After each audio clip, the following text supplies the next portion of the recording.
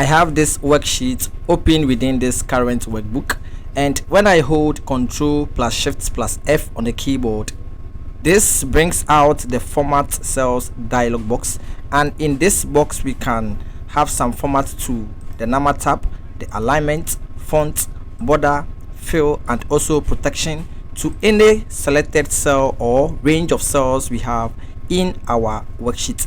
So when you hold Ctrl Shift and the letter F, always opens the format cells dialog box, and you can format your selected cell or data you have within your worksheet based on these individual tabs that we have here: the number tab, alignment, font, border, fill, and also protection. And when you are done with any format to any cell that is selected or range of cells, you can click on the close button or OK to have this apply to your worksheet. Now this is the heading I have for this data set. When I click on any of this heading or column headers and hold Ctrl plus Shift plus L on the keyboard, this activates the filter option where we can click on this individual arrows that we have here beside these headings, and you can use these options to sort your data from smallest to largest or largest to smallest. You can also sort by color using custom sort, and also we have other options here. We have the number filters. You can use equals, does not equal. You have so many options here. You can use this filter option to filter out your data set in your worksheet. And if you want to deactivate, you hold the keyboard shortcut once again. In this individual cells that we have here, which consists of their individual data, when I click on this particular cell, this cell contains this number, but when you move to the formula bar, this is the actual data that is contained by this cell. Therefore, this area is called the formula bar. If you want to expand the formula bar when you have multiple functions or formulas typed in a particular cell, you can use the Control key, the Shift key, and the letter U on the keyboard.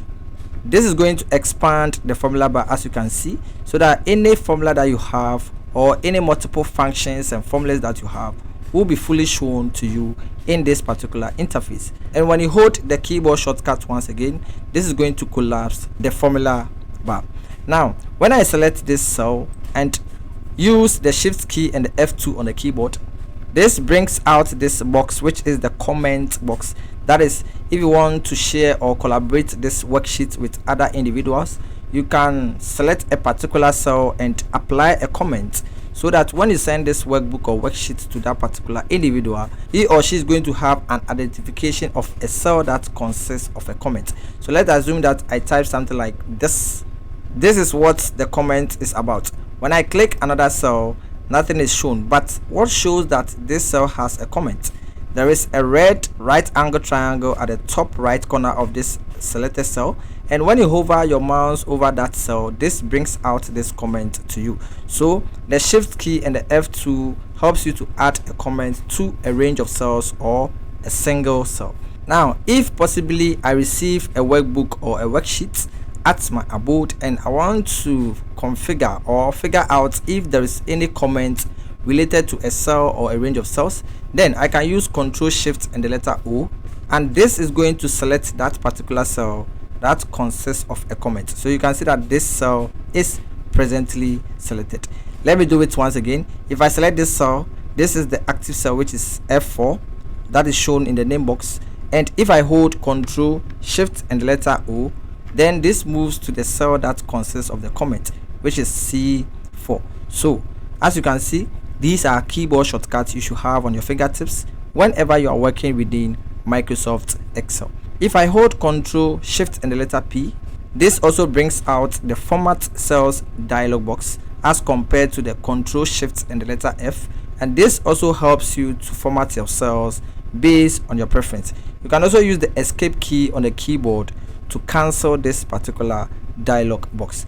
If I want to have a workbook statistics shown to me, I can use Ctrl Shift and the letter J on the keyboard, and this is the workbook statistics that says current sheet, end of sheet, cells with data, tables. This shows you all the things that are going on in this active workbook. So it shows you the number of worksheets that you've opened, the cells with data, and also it shows you formulas that you have within this particular workbook. And when you are done, you can click on OK, or you can press the escape key on the keyboard. If I am working within this worksheet and I want to collapse this ribbon so that I can have a view of my data, I can use Ctrl plus F1 on the keyboard, and this is going to collapse the ribbon. And if I want to bring it back, Ctrl F1. This is the norm way of hiding or unhiding the ribbon of Microsoft Excel, and this gives you a better view of your data, especially if you want to view your data very well, so that these icons that we have here do not distract you from analyzing and also manipulating your data. So Ctrl F1 hides or unhide the Excel ribbon. When I select this cell and I hold the Shift key and the F3 on the keyboard, this brings out the insert function dialog box. This is where I can search for a function, and also I can glance through all these predefined functions that I have here. That is, if I want to calculate for a particular set of data or range of data, I can use any of these selected functions. So let's assume I select average and then click on OK. This is going to give me the function argument dialog box, and these are the cells that are selected.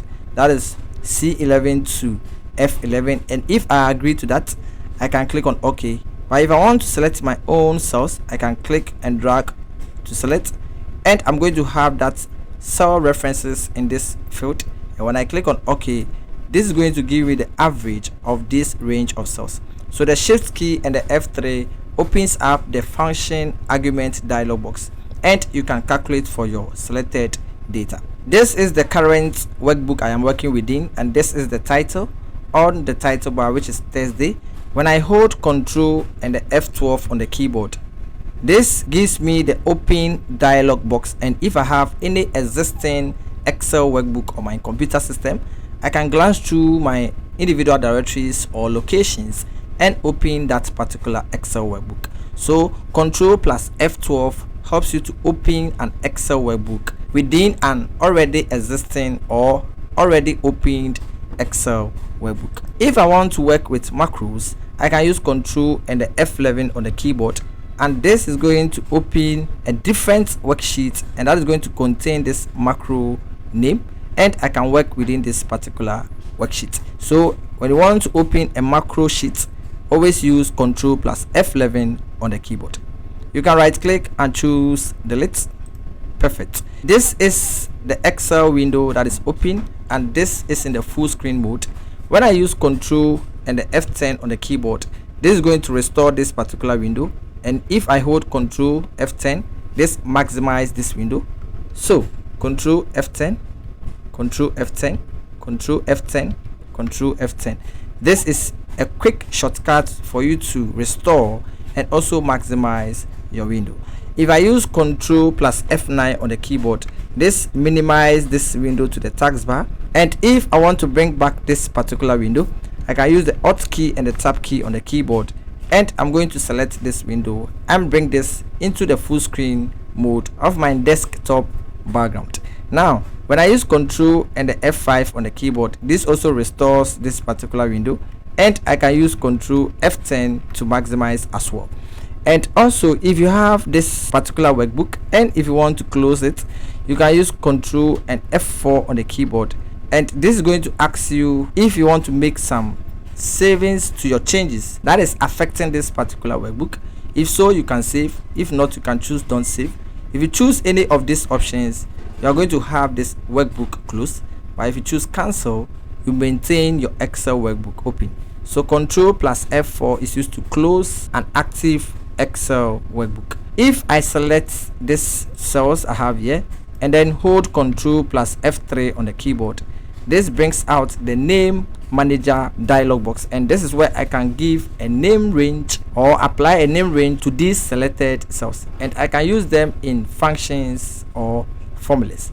So this is a selected range of cells. So if I choose new and then call this cable and then click on OK, if I move to a different cell and type equal to and start to type cable, you can see I have this here, and when I click, I'm going to have equal to cable, and when I press the enter key, I'm going to have this range of cells which contains their data in a different cell.